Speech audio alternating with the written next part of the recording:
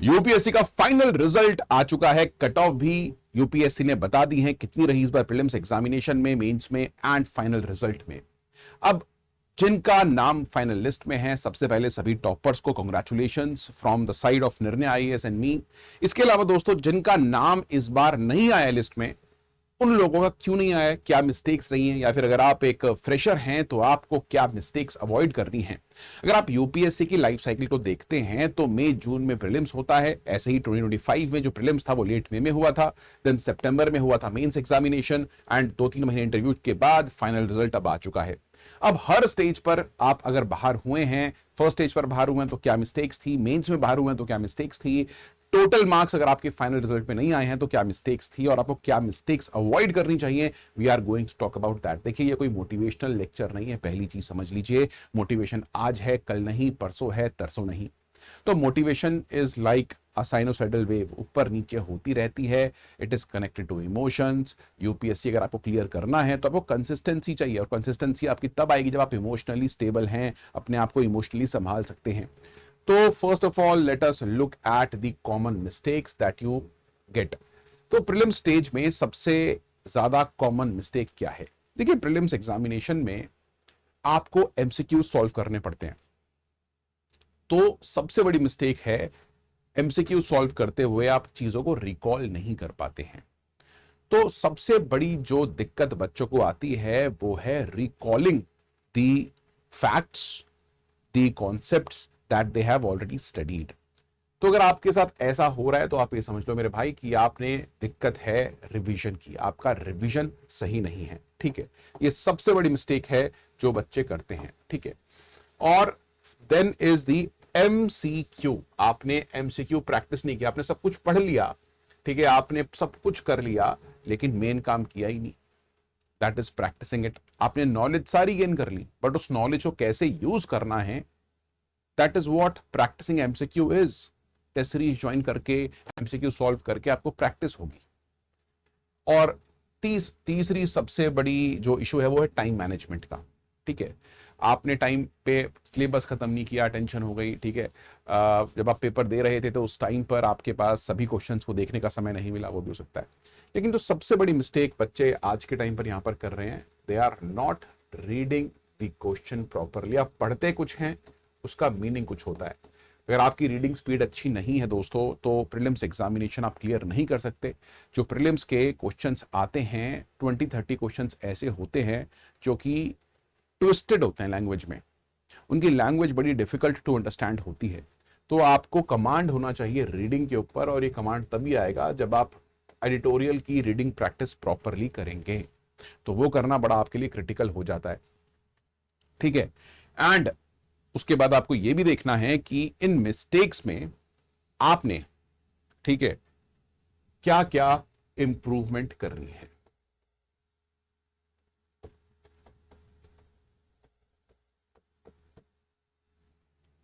देखो, सबसे पहली इंप्रूवमेंट जो आपको यहां पर करनी है वो ये है कि आपको सबसे पहले रिवीजन प्रॉपर करना है। अगर आपने रिवीजन प्रॉपर किया है तो आप रिकॉल प्रॉपर कर सकते हो। ठीक है, दूसरा, आपको प्रॉपर एमसीक्यू प्रैक्टिस करना है। तीसरा, आपको प्रॉपर टाइम मैनेजमेंट करना है, अपने टाइम टेबल को स्टिक करके चलना है दोस्तों, जिससे कि बाद में टेंशन ना हो, स्ट्रेस ना हो।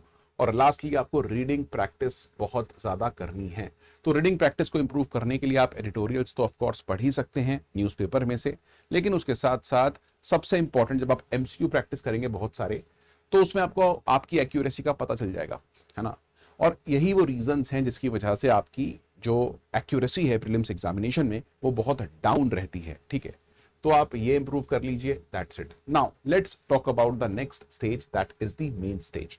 तो जब आप मेंस की स्टेज पर आते हैं तो मेंस की स्टेज प्रीलिम्स की स्टेज से काफी डिफरेंट है, बिकॉज यहां पर जो पेपर हैं वो सब्जेक्टिव होते हैं, यानी कि आपको आंसर राइटिंग करनी पड़ती है। तो यहां पर जो नॉलेज आपके पास है उसको सही तरीके से शोकेस करना आना चाहिए। क्वेश्चन की डिमांड को समझ के आंसर आपको लिखना आना चाहिए। प्रीलिम्स में ऐसा कुछ नहीं है। प्रीलिम्स एग्जामिनेशन में आपको सिर्फ राइट फैक्ट्स एंड कॉन्सेप्ट्स को लॉजिक के साथ आइडेंटिफाई करना होता है। So main stage is quite tough. यहां पर 4 जीएस के पेपर होते हैं, ऐसे होता है दोस्तों। इसके साथ साथ 2 पेपर होते हैं ऑप्शनल के। तो एंड लैंग्वेज का पेपर भी होता है, but that is it is only qualifying. तो सबसे बड़ी दिक्कत वही, आपने आंसर राइटिंग प्रैक्टिस नहीं की हुई, आपने सब कुछ पढ़ लिया लेकिन उस नॉलेज को क्वेश्चन के हिसाब से मॉड्यूलेट करके लिखना आपको नहीं आता। तो सबसे बड़ी मिस्टेक जो लोग करते हैं वो ये है, they write in the answers what they know. जो उनको आता है वो लिखते हैं, ना कि वो जो क्वेश्चन में पूछा जाता है। तो आपको सबसे पहले ये मिस्टेक अवॉइड करने के लिए यही टाइम है यार, दिस इज द टाइम, मार्च अप्रैल मई जून, आप आंसर राइटिंग प्रैक्टिस शुरू कर दें। जीएस की, ऑप्शनल की, किसी की भी करें, but at least 2 answers daily basis पर लिखकर जरूर देखें।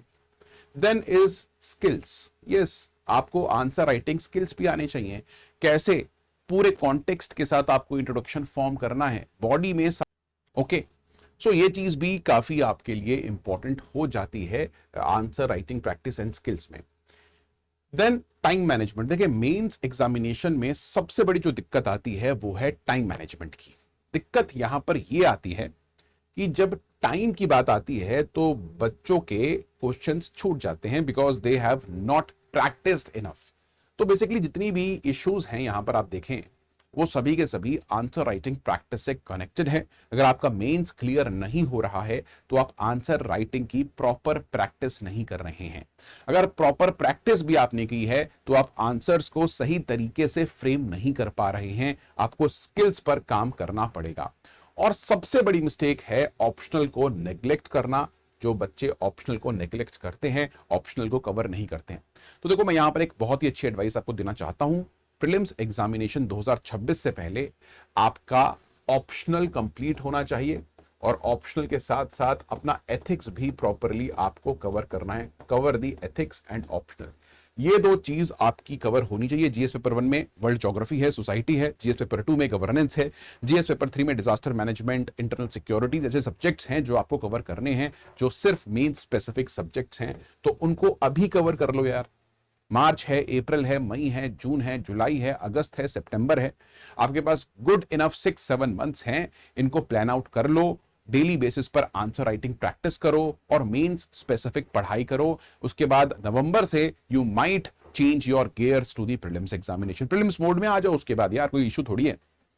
And lastly, what are the mistakes that you do on the interview stage. देखो इंटरव्यू स्टेज में बहुत मिस्टेक्स नहीं होती लोगों से।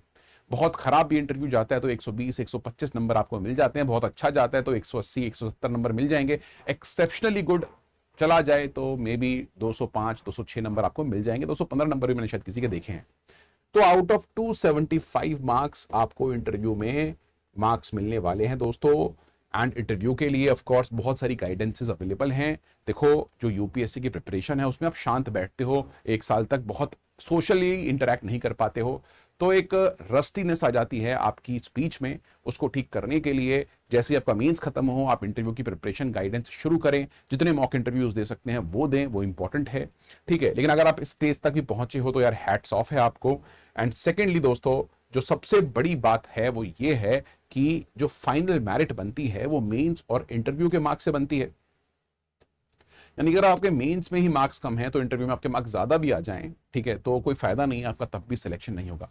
तो अपने मेंस को स्ट्रॉन्ग कर लो यार। अभी 6-7 मंथ्स आपके पास सॉलिड हैं, अच्छे से प्रिपरेशन कर लो। अगर आप इसकी स्ट्रैटेजी चाहते हो कि इस टाइम को किस तरीके से किया जाए तो उसके लिए भी मैं एक मेंस की स्ट्रैटेजी आपको बना के दे दूंगा। इसके साथ साथ दोस्तों दिक्कत आती है ओपिनियन की, आप अपने ओपिनियन को कैसे देते हैं, ठीक है। और इंटरव्यू में दिक्कत कभी आ सकती है, नॉलेज गैप हो सकता है, तो इनको भी आप इजीली ब्रिज कर सकते हैं एंड इंटरव्यू गाइडेंस में इसको इजीली किया जा सकता है। Fine, so this is what it is guys, these are the mistakes that you do at different phases of your examination.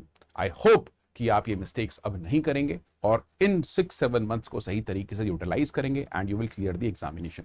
इसके अलावा मैं आपको बताना चाहता हूं कि निर्णय आईएएस का इस साल बहुत अच्छा रिजल्ट दोस्तों रहा है। If I will show you, we have 75+ selections as you can see. Specifically जो हमारा मेंस सूत्रा प्रोग्राम है वो बहुत अच्छा चला है, उसमें से अच्छी रैंक्स आई हैं एज यू कैन सी। तो एक बार निर्णय आईएएस के कोर्सेज को भी चेकआउट कीजिए, नीचे डिस्क्रिप्शन में लिंक है, just go and check it out. Bye guys, take care, I will meet you in the next one.